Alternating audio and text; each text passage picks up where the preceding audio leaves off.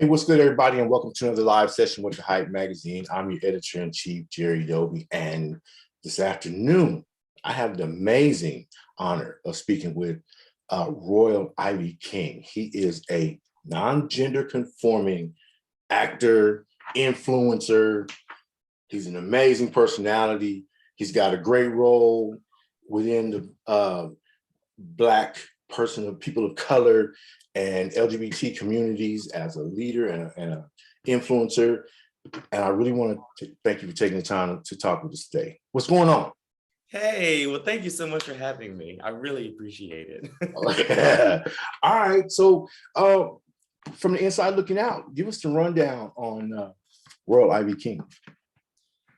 Inside looking out, I would say the most important thing inside of me is that I am a lead with love kind of person. You know, I feel like love is the greatest strength any person can have, especially thinking of unconditional love. So that's something that I, down to my core really believe in.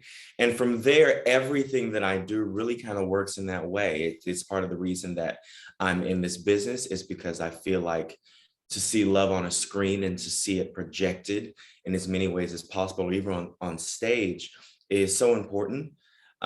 Especially when you want to be seen to feel loved by the world and people around you as well. And I think sometimes, TV can really help with that and starting to see yourself reflected back. So from the inside out, it's all about love for me, truthfully. And from there, everything else is history. Okay. Like, what was the defining moment that brought you to the entertainment industry as a career? Oh, I think it truly was back in high school. I had tried a few things. My parents tried to make me play basketball. Not work. It did not happen. I tried to get into some sports. I love track. I did love track, but not enough to take it on as a career. I think it was after I completed middle school and I was transitioning to high school. I went out for a summer Shakespeare play, got it. Then that freshman year, auditioned for the high school play, got that as well. And then the musical. And then the family and the space that I was in, and I could just truly be myself. For the first time, I really felt like I could do that. And I said, I don't know yet how much this job could make, but I think this feeling and being able to do this, I want to do this for the rest of my life. Okay. And it was at that moment. Talking about the money, you found out real quick recently about what kind of money you could make. You made an appearance on the CW's, what is it called? AllAmerican Homecoming. AllAmerican Homecoming that premiered on February 21st. Mm-hmm. And you play the CW's first non-binary Black person of color character. Mm-hmm. Talk to me about taking on that role and what was the decision-making process for you to accept it? Oh, I think from the second I saw the breakdown, I said I would be honored to play this role. Just the fact that the first aspect about her was that she was fly. And I said, come on, fashion. Fashion influence who you are. I said, I'm down for this. And then I think after doing the pilot, meeting the cast, the amount of love on the set, I had to tell the showrunner on the very last day, I said, I've never experienced this before. I've never experienced a space that's so genuine and so fueled by love, which kind of circles back to what I was saying is one of the biggest aspects about me. So there was that connection instantly from what I was doing and how I felt like I was truly as a person. And so I think from there, when she told me that, she wants me to come back, I was like, the honor is mine. Truthfully, the honor is mine to be in an environment like this and to play this role. It was nothing but a dream, truly. So I understand you sat in the writer's room a lot as well and interacted with the writers as the character of Nathaniel was evolving throughout the story. What did that look like sitting in the writer's room and having some input? Well, for the most part, it was like kind of like a Zoom situation where if we kind of like once we got a script and there were a few things that I, maybe wanted to ask about, get some clarification, it was an open communication line between me, the showrunner, or any of the writers to have a conversation about what was in the script. Um, and sometimes it would be, the showrunner pitching an idea. What do you think about this? And sometimes it would be me thinking about it and going, that's beautiful. Can we go a little deeper in it? Or sometimes, talking a little bit more about what it is that non-binary people really stand for and what they're asking for in this world, and being very clear about that throughout the season. So I think that's what was so beautiful about the process, is that it allowed us to create an authentic character, not a character that Hollywood, would want to put on the screen and make it perfect in that way, but it's about making sure that people see themselves reflected back.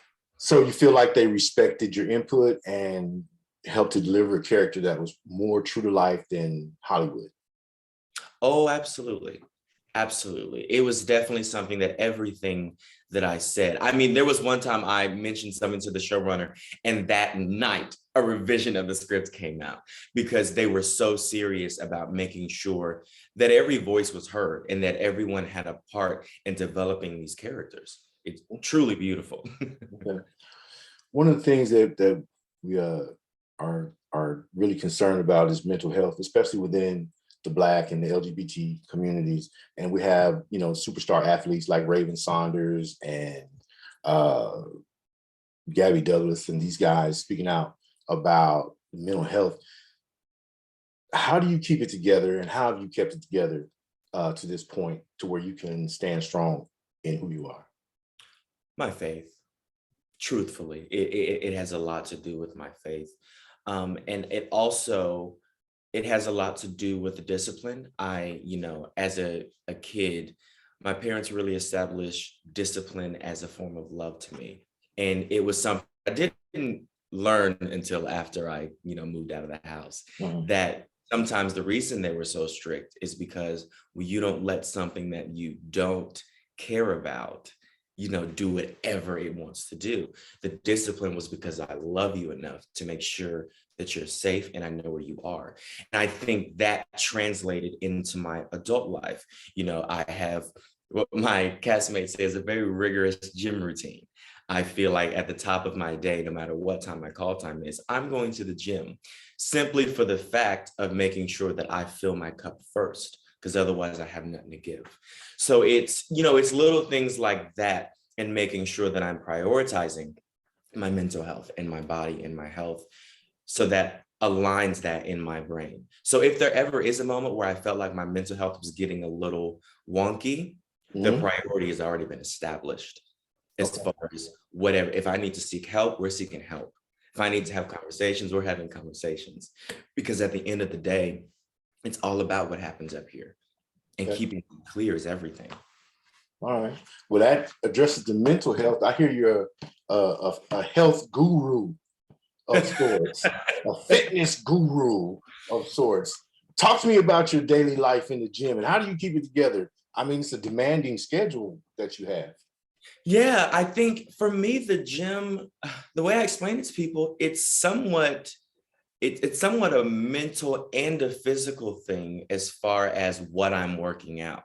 I often like to listen to something just as challenging as what I'm lifting, or the running that I'm doing, or the cardio or whatnot, because I feel like it's very important to keep my head clear. Someone I listen to a lot is Bishop T.D. Jakes and Sarah Jakes Roberts. They're people that I feel like can really have beautiful conversations that are very open, and are very kind and uplifting. And they challenge my thoughts sometimes, in which the way they can articulate some of the things that they want to get across. And so with that happening in my head, and me, pushing myself with weights, it's a thing that really allows a balance when it comes to what I'm trying to work out. So I think for me, it's, mentally working myself out is just as important as physically. Okay.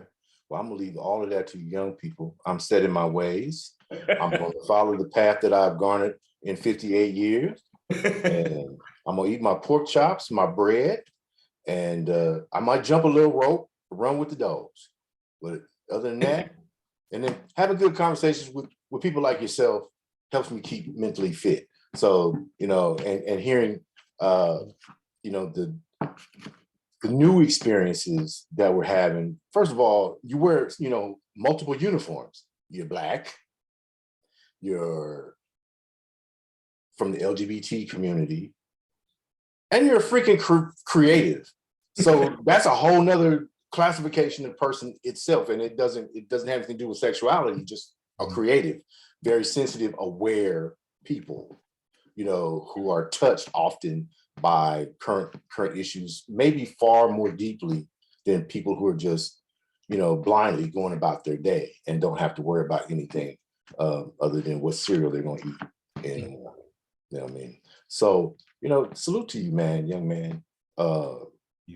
And for y'all who are out there wondering what our youth are doing and how they're keeping it together, this is a great example of a young person who's very well aware of the world around and his role in it and his impact.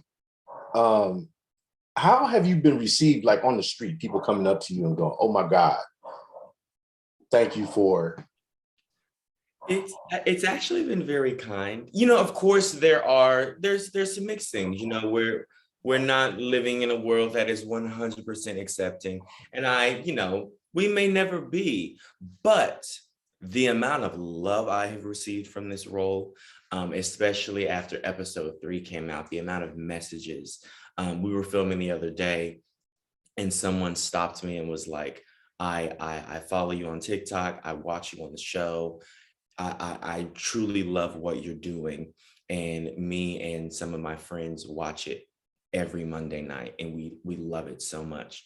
And just to hear things like that, it really makes all of the work make sense. It definitely, and I mean making sense in the fact of here. Because some of those mornings you are tired, and set is still a thing that is like we are moving and we are going, and sometimes you're not always able to recall so quickly who you're doing it for, and so sometimes hearing those things really bring it back for you. So it's been some beautiful things that I've received and some wonderful messages that I've gotten, and it truly touches me every time, and it kind of fires me up to want to do more. I know that's right. I know I've been doing this job for 12 years or so as a journalist, and the fact that people say, "Oh, you're with this magazine, you're with Hype magazine, you wrote this article on body parts," or something like that. I'm like, "You actually read that? Are you serious? It made a difference in your life?" Okay, it does inspire. So I kind of share that experience with you.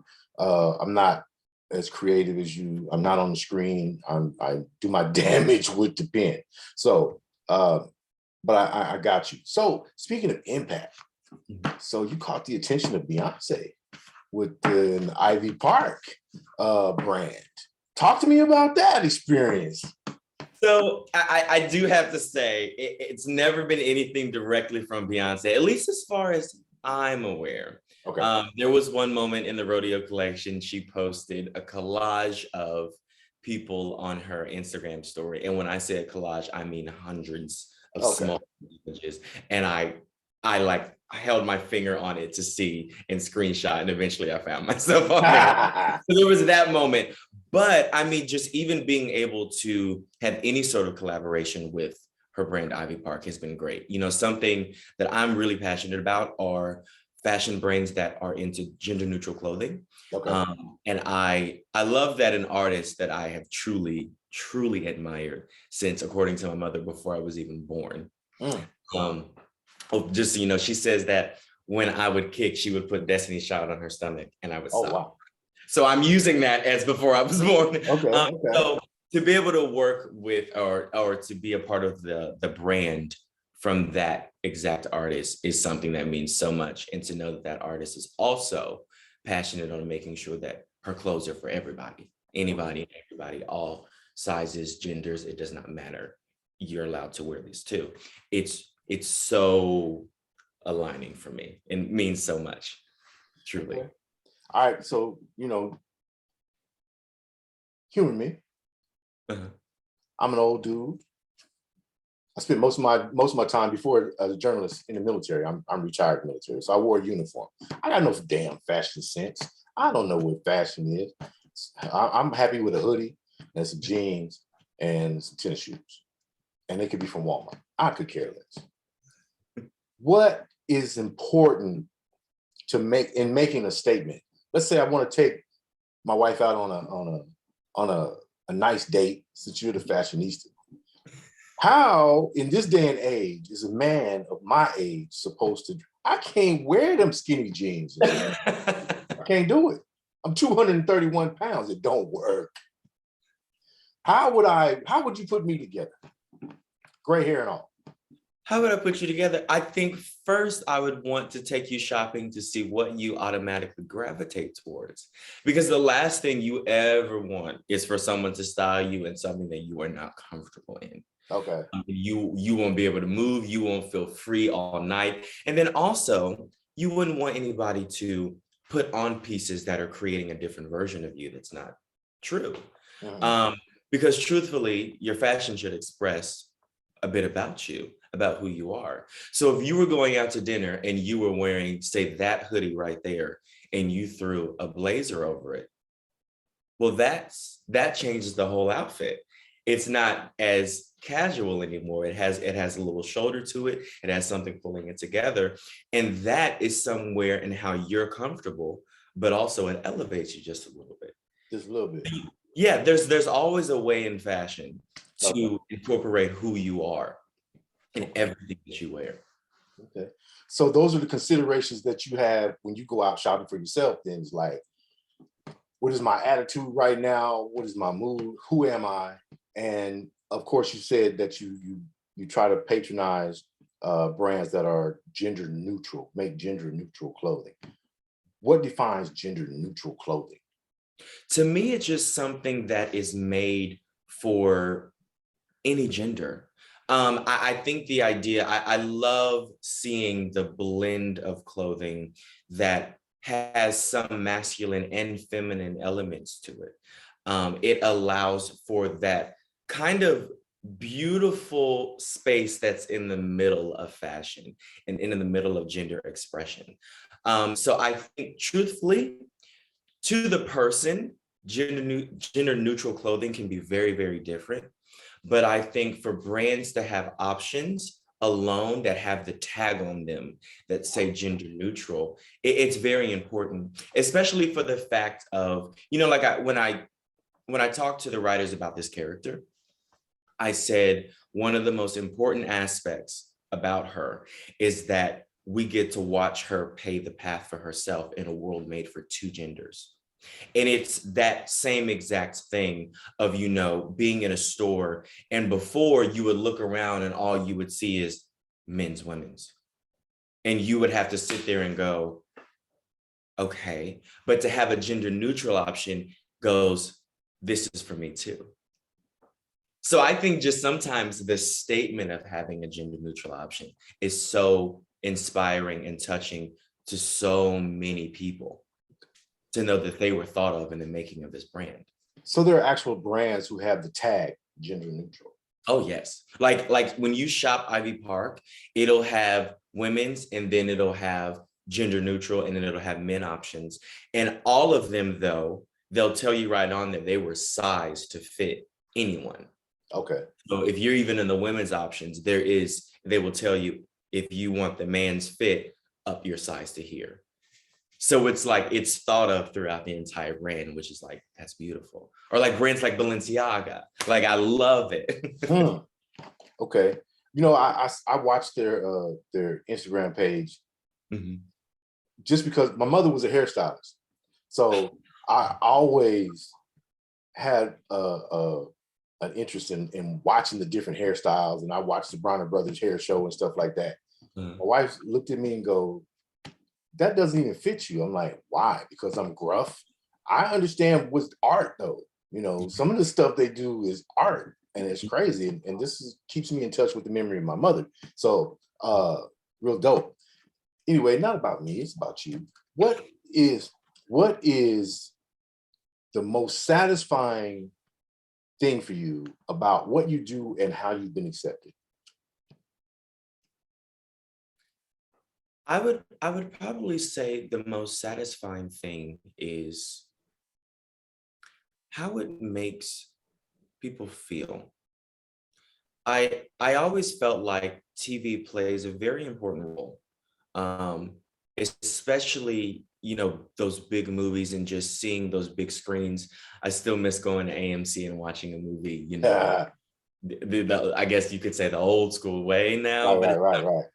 um, but I heard someone say that film and television is like the giant mirror that people can look up and see themselves reflected. And it should always reflect the people. And I think getting the ability to play a role like this, or for more non-binary people or gender non-conforming people or trans men and women being able to, have more open opportunity in this industry, it truly is just reflecting the real world. Mm, And I think, for me, I remember I told the showrunner, I said, NK, this role is healing the child in me mm, that needed to see someone grow up and develop themselves in a world that was made to look this way and this way. mm. And to go, I'm not crazy. I'm not crazy that I tried and tried to fit into, the gender conformity, and it just wasn't honest. I love So to be able to see that, my hope is that so many young Black queer people will go, I see a future for me on mm, that gigantic mirror. mm. I agree with you 100%. My wife is a better mechanic than I am. She Ooh. knows more about cars than me. I can clean the house better than her, but that's part of my military training. You know, Ah, having to do stuff over and over and over and over. I was one of those that cleaned the crevices of the tiles with the damn toothbrush. It happens. It really is part of life. So I'm like, we have those things. I'll ask her, what is wrong with my car? What does it sound like? And she knows. So when I grew up, of course, my father being the traditional Southern male, he was the guy who did all that and the grass cutting and all that good stuff. My mother, of course, took care of the home and the laundry and all that stuff. I'm like, shit has changed.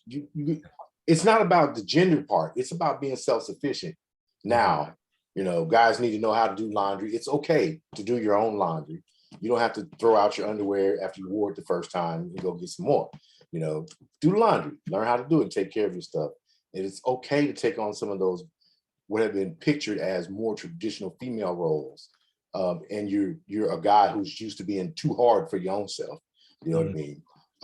So I like the way you put it. I like the way it's going, and I think that we should definitely be more open-minded and accepting of our young people. We're losing too many young people to nonsense. We're losing too many young people to suicide because they feel like they're not accepted. It's very important that we speak out and support them and empower them because they are young and they need our strength and support and saying it's okay and that I trust you to take care of me when I'm old. You're not going to do anything too crazy. You know what I mean? So shout out to you, Rhoyle, for being one of those faces that our young people can look at and our old people can take an example from as well. Some of the stodgy ass, excuse me. I'm sorry, I'm not supposed to say those words, but I am. Anyway, it is what it is. What's coming up for 2022 for Rhoyle? Really interested in what you're doing and what you're getting behind this year.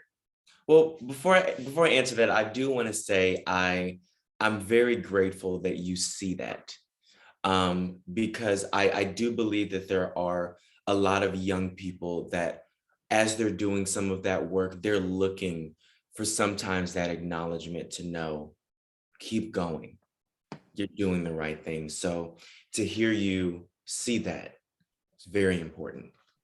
Hey, I'm retired. I got nothing better to do but write stories and watch people and look at reality. You know what I mean? I write about reality, and it's important to me to understand, because if I stayed in my old ways, uh, the way my father taught me, I would be so far behind the curve in this day and age. I would be lost. You know, young people have taught me so much, and being exposed to our CEO is part of the LGBT community. She and her wife are amazing people, and they have educated me over the last 10 years that I've been with the magazine, to know, you know, I was the military knucklehead that came out, and this was this and that. When I was part of the don't ask, don't tell era, and I was wrong. So I'm happy that I've learned, you know, and other people should be happy that we can just accept human beings. I mean, look at the crap that's going on in Kyiv, you know, or Ukraine. You're getting people butchered for no reason, babies, and they're shooting up baby hospitals and things like that. We got enough garbage to worry about than not accepting one another for who we are and allowing people to explore themselves and experience themselves and meet themselves in an authentic way. Yes. Okay, I'm done preaching. Last thing that you would like for us to know, what's the most important thing? No. What's been the craziest WTF moment thus far in your career? We're going to end it on a funny note. Don't put nobody on blast, though. No. The craziest thing. I feel like the craziest thing, truthfully, is working with the cast that I work with. And I say that because, you know, I watched All-American. I used to binge it on Netflix, and I could not wait till the next season came out. And so I will never forget the first table read. And when the screen came on, and Daniel Ezra, who plays Spencer James, the lead in All-American, and Michael Evans Bailing was there, who plays Jordan Baker, and then Jeffrey Meyer was there, and these people that I have been watching, I was too stunned to speak. Like I was just blown away. And I can honestly say that probably is the craziest thing, to, you know, watch a show that I sat with my aunt and I was like, I think I could be in that world. I think I could be there. And she goes, I think you could too. And that being what moved me out to LA, to now being friends with those people. It's crazy. It's not necessarily, I guess, a funny story, but it's something that I still sometimes sit there and go, that happened. I understand. Okay, I understand. I said that was my last question, but one other popped up, because you've been interviewed by everybody at Cat, Uncle, and Dog. Now that you're on TV and running around, what has been a question that we as media have neglected to ask you that you might have always wanted to answer? That's not something I ever pondered about. That I always wanted to be asked. I don't know if there actually has been a question that I'm like, I wish they would ask me more. Oh. It's not necessarily something that I would say media has neglected to ask, but something that I would say, you know, a lot of people talk to me about fashion. Probably what's the most important to me is hair. Don't look at my It really is. And I mean that in the way of, you know, how early you were talking about, you know, growing up with your father and your mother, and sometimes some of the things were a little swapped. Or no, sorry, you and your wife, things are a little swapped as far as, you know, what norms would be. When I grew up, my mom was in an HBCU, Prairie View A&M, and she had me, and she was finishing up medical school. And so to have help, I was raised by 7 women in Texas. And collectively, they all, you know, took care of me. There was no man really in the picture until I was about 9. So it was, you know, all these strong Texas Black women. And so for me, I remember one time someone asked me, when you picture strength, what do you think of? And I said, I think of an image kind of like Beyonce. I picture a woman with all of this hair standing there in heels doing everything that men do. Wow. And doing it beautifully. And that's where a lot of this comes, honestly, is it's like, you know, people put on what makes them feel comfortable and what makes them feel strong. This is something that makes me feel closest to the people I think are the strongest, Black women.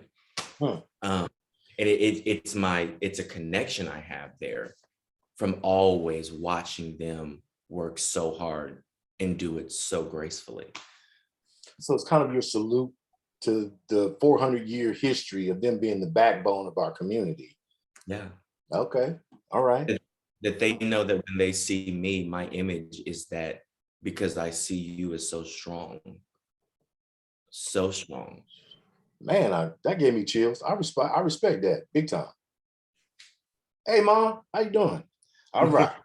Okay. Was there anything you wanted to cover that I may have neglected in our short time that we have left? I just would tell people, you know, I hope they enjoy the show. I hope they over the course of the season, you know, they see something that they connect with, a character they connect with, because at the end of the day, we did it for the culture. We did it so that young Black folks can see the importance of an HBCU and, you know, hopefully want to go there and see, you know, a place where they can go where their history of excellence is all around them. Wow. All right. Rhoyle Ivy King plays Nathaniel on American Homecoming. It premiered on February 21st, plays every Monday on the CW. At what time? 9 p.m. And he makes me want to go watch it. I'm going to check it out. Thank you for introducing yourself to me, and thank you for trusting us at the Hype Magazine with this conversation. I really appreciate you, and you brought so much value to it that I'm just flat out honored. Thank you very much. Thank you for your time. I really appreciate it. All right, everybody. The Hype Magazine live sessions. Rhoyle Ivy King.